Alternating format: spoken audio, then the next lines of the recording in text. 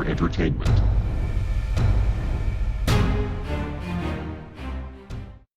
Reté a mi mejor amigo a que arruinara mi vida, parte 6. NoSleep, gracias de nuevo por su apoyo. Este día he estado saltando de una tienda a otra para evitar ser rastreado, así que hoy pasé escribiendo intermitentemente y respondí a tantos de sus comentarios como pude. Casi me encuentro de lleno con David cuando estaba por publicar esto. Discúlpenme por haber tenido que ocultarme antes de volver a sacar mi teléfono y hacer la publicación a la hora de siempre. Editado. Supongo que lo publiqué a tiempo después de todo. Lo siento por el incidente de que la quinta parte haya desaparecido. Fue mi culpa, y los moderadores de NoSleep fueron muy serviciales al momento de restaurarla. Retomaré la narración, como siempre. Me encontraba en una celda vacía, tratando de tomar una pequeña siesta dado que había estado despierto toda la noche. Pero mi mente iba a 1000 por hora y se me dificultaba conciliar el sueño.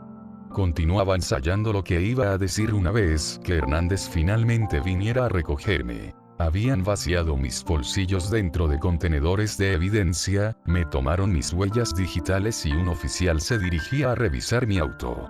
No soy tonto. Sabía que la evidencia apuntaría a la policía a 3 conclusiones. 1. Que estuve en el hogar de David recientemente.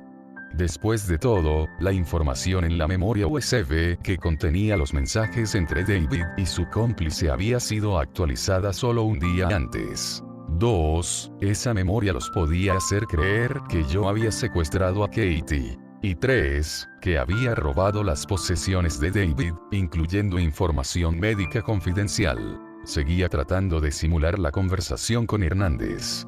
Esperaba que aconteciera de la misma forma en la que transcurría en mi cabeza. Fui despertado por un golpeteo ligero en las barras.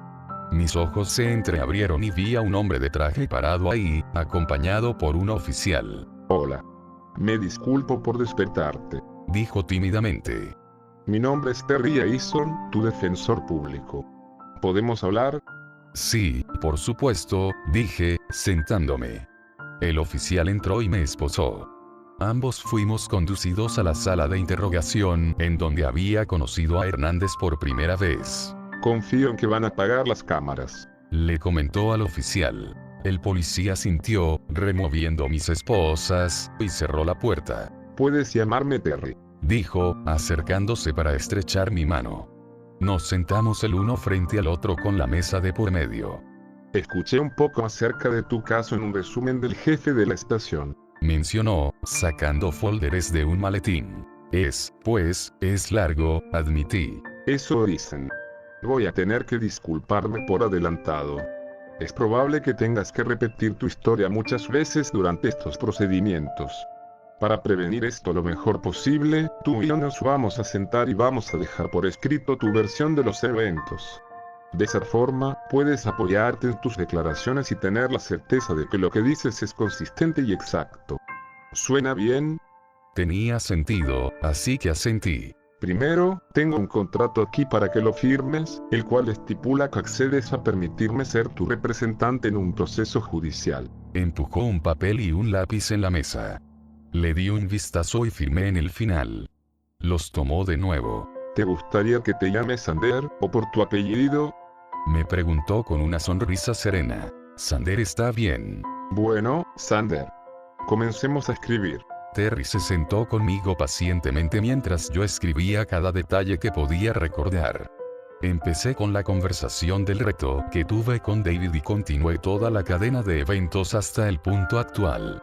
Empezó con una página con recuerdos revueltos y palabras para refrescar mi memoria. Luego tomó lentamente la forma de una declaración, que Terry me ayudó a editar para convertirla en una declaración basada en hechos. Cuando te pregunten acerca de un recuerdo o suceso, remítelos a este documento. Trabajamos por 1 hora, hasta que habló de nuevo. Tengo que ir a otra cita, pero he pedido que se te permita continuar trabajando en tu celda. He calendarizado una reunión con el fiscal y el detective Hernández para mañana a la hora del almuerzo. ¿Crees que puedas haberla completado para entonces? Sí, eso creo. Y lo hice. Pasé el resto del día escribiendo esa declaración. Dormí esporádicamente, pero estaba desesperado por completarla antes del almuerzo del día siguiente. Había sucedido demasiado, y tenía mucho que quería decir. Estaba bastante orgulloso de los resultados. De hecho, estaba más orgulloso de esa declaración que de esta que están leyendo. Aquella tenía muchos más recuerdos frescos. Fue una declaración concisa y al grano. Esta se siente un poco más fragmentada. Pero quizá haya sido mejor que fuera esta la que publiqué. Al día siguiente, estaba de vuelta en la sala de interrogación. Terry estaba sentado a mi izquierda. Hernández estaba parado contra la puerta, viéndome fijamente con sus brazos cruzados. No podía leer su expresión. Al otro lado de la mesa estaba sentado un hombre anciano, quien se había introducido como Gunderson, el jefe del departamento. El jefe de Hernández. A su lado se encontraba un hombre alto y desgarbado con cabello negro y aceitoso. Mantenía sus manos detrás de su espalda, observándome atentamente. La grabadora entre nosotros había sido activada. He sido actualizado acerca de los casos en los que estás involucrado, dijo el jefe Gunderson con una voz ronca. Tomando en consideración los descubrimientos recientes, estoy interesado en escuchar todo desde tu perspectiva.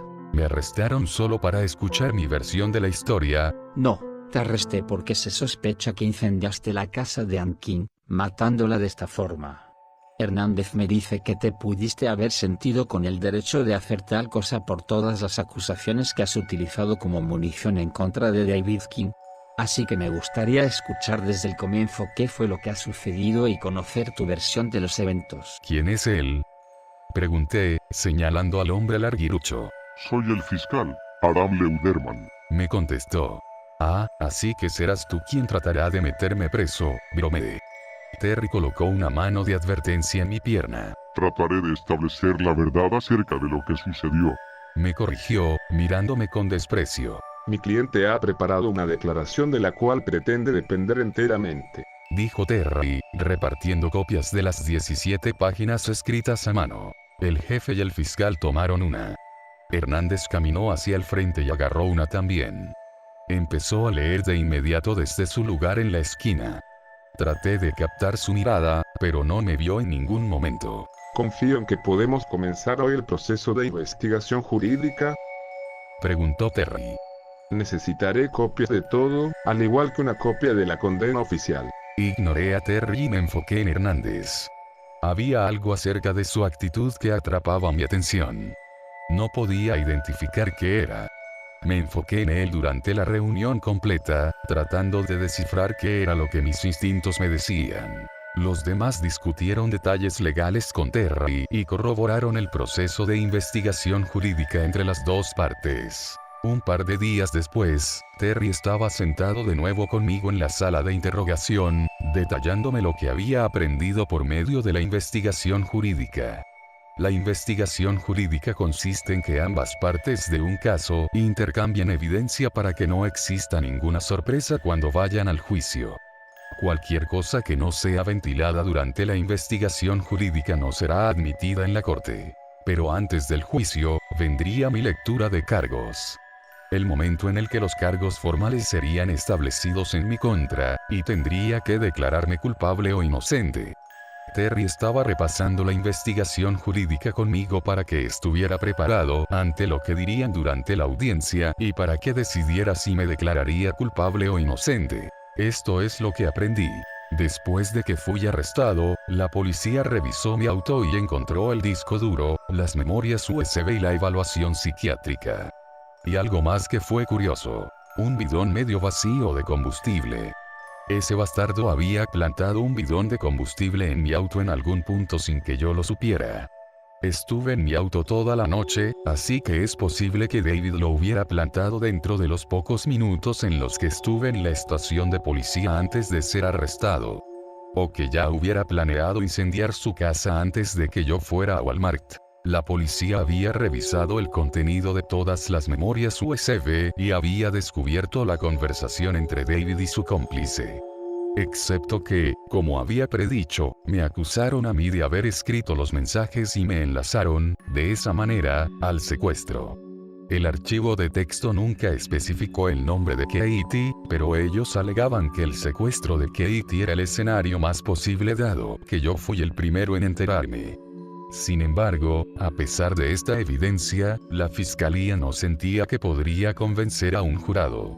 Así que no planeaban agregar el secuestro de Katie como un cargo formal en mi contra, pero estaban buscando más evidencia. También habían intentado abrir el contenido del disco duro de David, pero descubrieron que estaba encriptado, al igual que yo lo había hecho.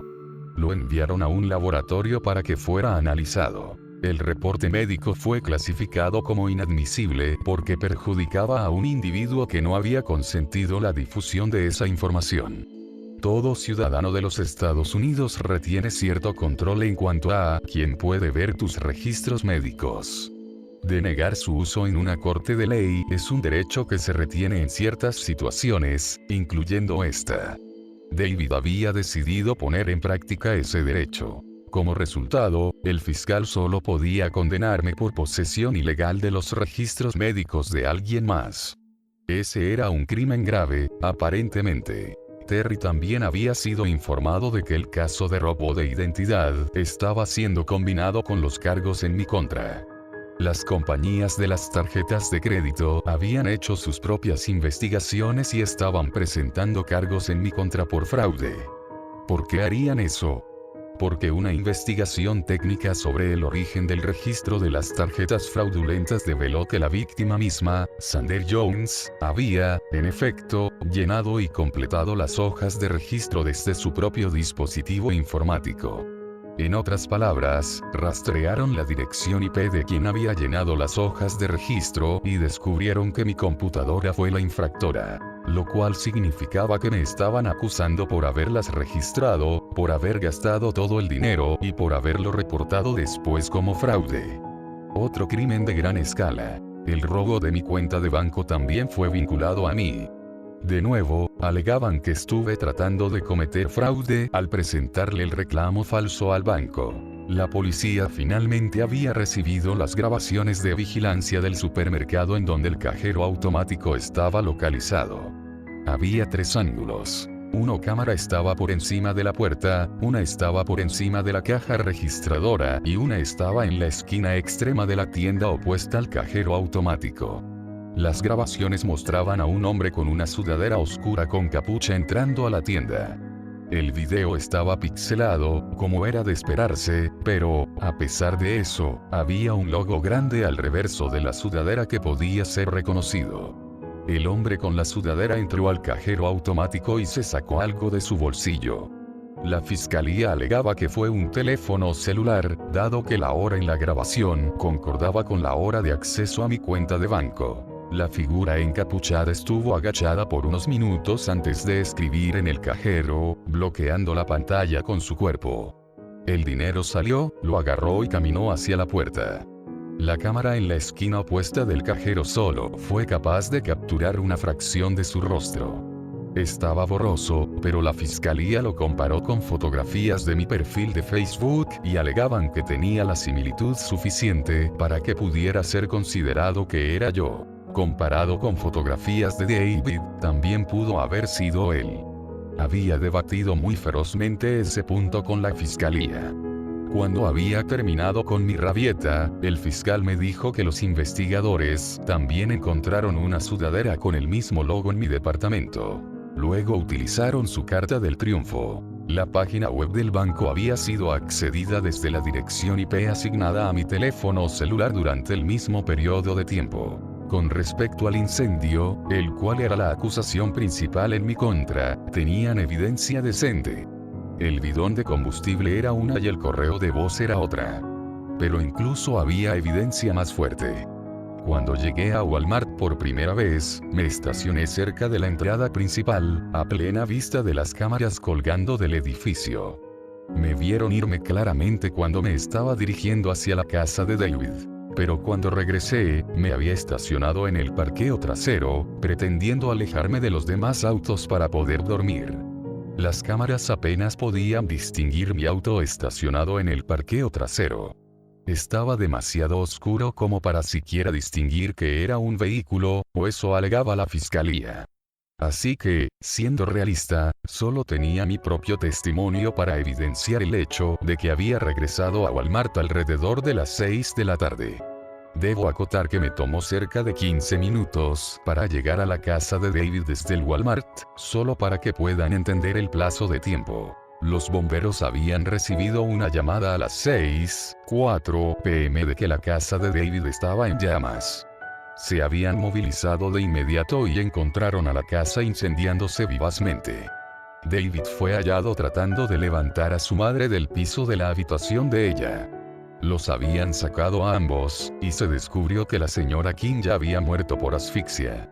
David fue llevado de emergencia al hospital con algunas quemaduras y por inhalación de humo. Aún está pendiente de explicarle su versión de los hechos a la policía. Los bomberos habían presentado un reporte declarando que el fuego comenzó desde el centro de la sala de estar en donde fue encendido un charco de combustible. Las llamas se habían esparcido a lo largo de la casa. Se encontraron rastros de combustible en varias habitaciones, haciéndoles creer que el sospechoso, Joe, fue de habitación a habitación y salpicó gasolina por todos lados. Al igual que en las películas. También concluyeron que el incendio había sido iniciado un rato antes de que fuera reportado, debido a la extensión del daño para cuando ellos llegaron. Sé que David había programado una alarma en su teléfono que estaba vinculada con la aplicación que instaló en mi teléfono.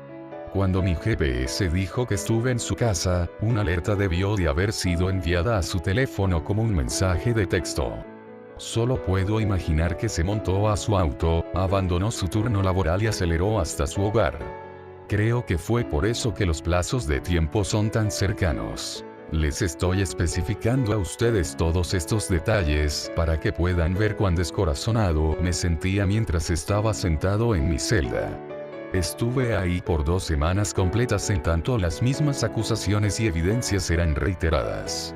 En verdad empecé a simplemente rendirme. Durante los primeros días, le pregunté a Terry acerca de cómo podíamos probar que había sido David, particularmente, quien había cometido estos crímenes. Él frunció el ceño y me dijo que debería estar más preocupado por probar que yo era inocente y punto. No de echarle la culpa a alguien más. Para el final de la segunda semana, estaba listo para declararme culpable en vez de luchar. La lectura de cargos fue pésima. Ninguno de los cargos tentativos en mi contra fueron descartados. Enlistaría todos los crímenes con los cuales estaba siendo acusado, pero no recuerdo las frases exactas y sé que me equivocaré. Pero asumo que entienden la idea general de que estaba jodido. La fianza había sido establecida en $5,000, lo cual esencialmente garantizaba que iba a estar atascado en la cárcel por un tiempo. En mi desesperación, había contactado a mis padres, y ellos tratarían de recaudar el dinero junto con otros miembros de mi familia y amigos, pero no podrían pagarlo de inmediato. Después de 3 semanas, me encontraba bastante deprimido y no comía mucho. Terry trataba de animarme al enseñarme partes de los argumentos que estaba preparando, pero nada lograba hacerme sentir mejor. Pensaba bastante en Katie. Y extrañaba a Clark. También me había perdido la primera audiencia del caso del graffiti de Clark, así que no tenía idea de cómo iba eso, lo cual me hacía sentir culpable por no poder apoyarlo. Durante el tiempo en el que estaba en la cárcel, Hernández solo me vino a visitar una vez. Fue durante la 3ª semana. Salté de mi cama y corrí hacia las rejas. Hernández, llamé. Por favor, dime que has venido a darme buenas noticias. No. Serás transferido a la prisión del condado. Tu juicio se llevará a cabo allá. ¿Por qué? Él se encogió de hombros. Así es como funciona. ¿Encontraron algo en Isaac? Me había estado aferrando a la esperanza de que el cuerpo de Isaac generaría evidencia en contra de David. Quería que lo condenaran por ese crimen únicamente. Solo por uno. Lo deseaba tanto que mis manos temblaban cuando pensaba en ello. No tengo permitido hablar de eso. Me esquivó, evitando mi mirada. De cualquier forma, vine a decirte que serás trasladado en 3 días. Hernández, repetí mientras él se daba la vuelta. Pensé que creías en mí. Así es. Hasta que incendiaste la casa de David. Ahora no estoy seguro de quién es el verdadero psicópata. No fui yo. Grité, pero me dio la espalda. 3 días más tarde, como Hernández había dicho, vinieron a trasladarme. Después de la cena, fui esposado y escoltado afuera de la instalación hacia una patrulla que me conduciría a la prisión del condado a 2 horas de distancia. Los 2 oficiales que me conducirían fueron respetuosos conmigo, pero pusieron la radio a todo volumen tan pronto como íbamos por la carretera. Apenas podía escucharme pensar, y estaba comenzando a sentirme frustrado. Siempre había detestado los viajes en auto sin mi propia música, y ahora estaba atascado en un recorrido de 2 horas con mis manos esposadas detrás de mi espalda y una radio zumbando música que no me gustaba. Llevábamos más o menos 1 hora y estaba listo para gritar. Miraba por la ventana, tratando de encontrar algo interesante en lo cual pudiera enfocar mi mente. Íbamos por una carretera de 2 carriles sin ningún otro auto a la vista. Se estaba haciendo tarde, así que asumí que todos se habían ido a sus casas por lo que quedaba del día. Mi panorama de un lago agradable fue obstruido súbitamente por un camión gris. Traté de buscar otra cosa que pudiera contemplar, pero luego noté que el camión se estaba acercando peligrosamente a nuestro carril. Miré hacia arriba y pude notar que era un camión blindado. Y tenía el mismo logo de la compañía para la que David trabajaba. El pánico fue instantáneo. Algo presionó mis pulmones y me impidió vocalizar. El camión se acercó lentamente a un costado de la patrulla hasta imponerse en contra de ella. Los policías gritaron. El policía que estaba conduciendo pisó el freno, y el otro policía dejó caer la radio que estaba tratando de alcanzar. La patrulla no desaceleró lo suficientemente rápido y el camión la sacó de la carretera. Me preparé para el impacto mientras caíamos por la pendiente de pasto. Nos estrellamos en un árbol. Mi cinturón me mantuvo en posición, pero mi cabeza se lastimó cuando rebotó contra el respaldo del asiento del conductor. Los 2 policías estaban inconscientes, recostados en ángulos incómodos.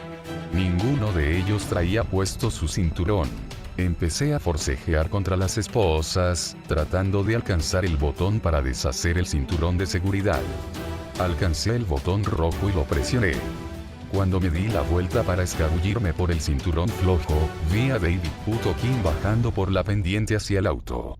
¡Ay, mierda, coño!, maldije, girándome para agarrar la manija de la puerta con mis manos esposadas.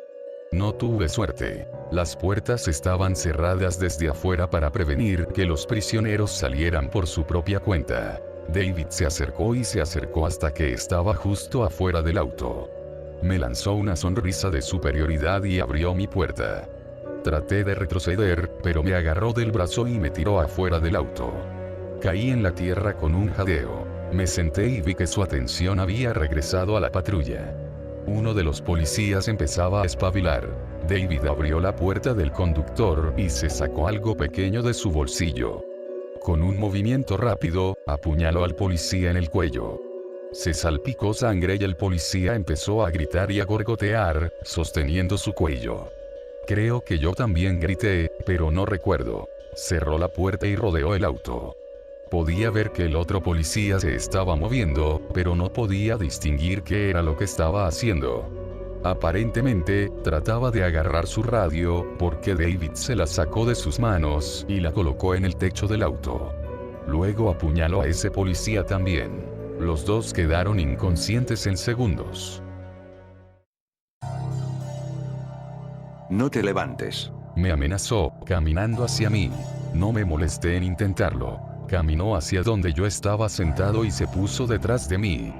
Traté de encararlo, pero me pateó ligeramente. Se arrodilló y lo sentí rasguñando el metal de mis esposas. Estaba confundido, pero me quedé sentado absolutamente inmóvil. Qué bueno verte otra vez, Sander. Dijo, caminando hasta estar parado frente a mí. Lo observé con temor verdadero. La totalidad de su actitud era diferente a la de la otra noche en la que habíamos hecho graffiti en su casa.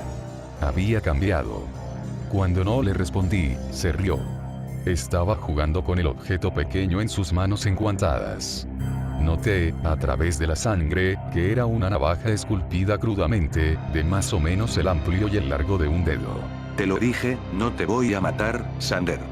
De hecho, para variar, estoy aquí para ayudarte. ¿Qué significa eso? Pregunté temblorosamente. ¿Recuerdas la noche en la que hiciste graffiti en mi casa? Asentí.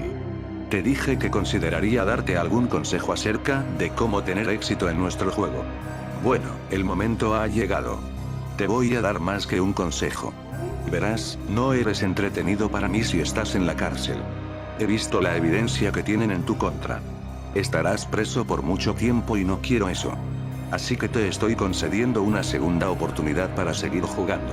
Caminó detrás de mí de nuevo, y sentí sangre pegajosa en mis dedos y manos mientras presionaba la navaja pequeña en mi mano. Ahora, así es como funciona esto. Comenzó, parándose frente a mí de nuevo. Voy a dejar esta navaja con tus huellas digitales en el auto. Creerán que tú apuñalaste a los policías y que te diste a la fuga. Voy a retirar tus esposas y te voy a permitir darte a la fuga. Tendrás una ventaja de media hora antes de que llame por la radio. Oh, Dios, tiene un cuchillo. Apuñaló al conductor y... Se detuvo, imitando la llamada que iba a hacer. Un escalofrío recorrió mi espina dorsal. Yo estaré sentado aquí, esperando. Si intentas regresar, simplemente te voy a llevar en mi auto y jugaremos un juego diferente. ¿Lo entiendes? Asentí, demasiado aterrorizado como para hablar. Levántate. Me ordenó. Me puse de pie torpemente, rotando por la tierra para quedar de rodillas y levantarme. Ven aquí. Dijo, moviéndose hacia la patrulla. Lo seguí. Abrió la puerta y puso su mano en el cuello del oficial. Me retraje cuando me roció sangre. La derramó por mi traje de reo y cara. Por poco vomito. Ahora sí. Me gesticuló que me diera la vuelta, y lo hice. Tomó las llaves de las esposas del policía muerto y las utilizó para quitar el seguro. Me sobé mis muñecas. Estaban irritadas y marcadas por el accidente. Consideré tratar de quitarle la navaja y atacarlo, pero la idea de ir con él en su auto para jugar otros juegos me horrorizaba. David había colocado una mochila junto al auto, y ahora la había puesto en mis manos. Hernández dice hola. Mencionó con una sonrisa de malicia. Le pagué bastante dinero para que me permitiera rastrear este auto. Demandó que te diera la mitad. Por supuesto, no soy tan generoso, así que aquí tienes $2,000, una muda de ropa, zapatos nuevos y un mapa. La ciudad más cercana está a 15 kilómetros al oeste. Será mejor que te apresures. Recuerda, en 30 minutos voy a reportarlo. Mi mandíbula tembló a medida que me puse la mochila y comencé a dirigirme hacia el atardecer. El bosque se veía oscuro y amenazador. Volteé hacia atrás cuando me había internado por los árboles, y ahí estaba él. Se reclinaba contra el auto, bebiendo del contenedor de café que uno de los policías había traído. Estremeciéndome, conmocionado y absolutamente aterrado, seguí encaminándome dentro del bosque.